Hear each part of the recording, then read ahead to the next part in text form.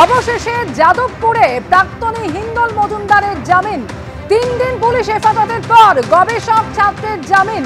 এই মুহূর্তে যে খবর পাওয়া যাচ্ছে, যাদবপুরে প্রাক্তনী হিন্দল মজুমদার তিনি জামিন পেয়েছেন এবং 3 দিন পুলিশ হেফাজতের পর গবেষক ছাত্রের জামিন মঞ্জুর করল আদালত। হিন্দল মজুমদার যার জামিন হয়ে গেল এবং হিন্দল মজুমদারের আইনজীবী তিনি জামিনের আজকে আবেদন করেছিলেন এবং আবেদন করার সময় আজকে আদালত কক্ষে দাঁড়িয়ে তার তরফ থেকে স্পষ্টত প্রশ্ন তোলা হয়েছে যে এই যে গ্রেপ্তার করা হয়েছে, হেফাজতে রাখা হয়েছে, তদন্তের অগ্রগতি কি? অগ্রগতি কিছুই নেই।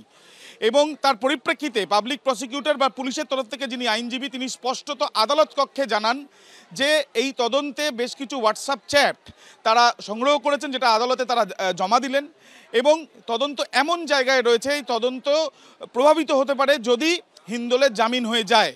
এই যে জেল হেফাজতের আবেদন তারা করেছেন, সেই জেল হেফাজতের আবেদনের কিন্তু ইতিমধ্যে খারিজ হয়ে গেল এবং স্পষ্টত 1000 টাকার বন্ডে জামিন দেওয়া হলো হিন্দল মজুমদারকে।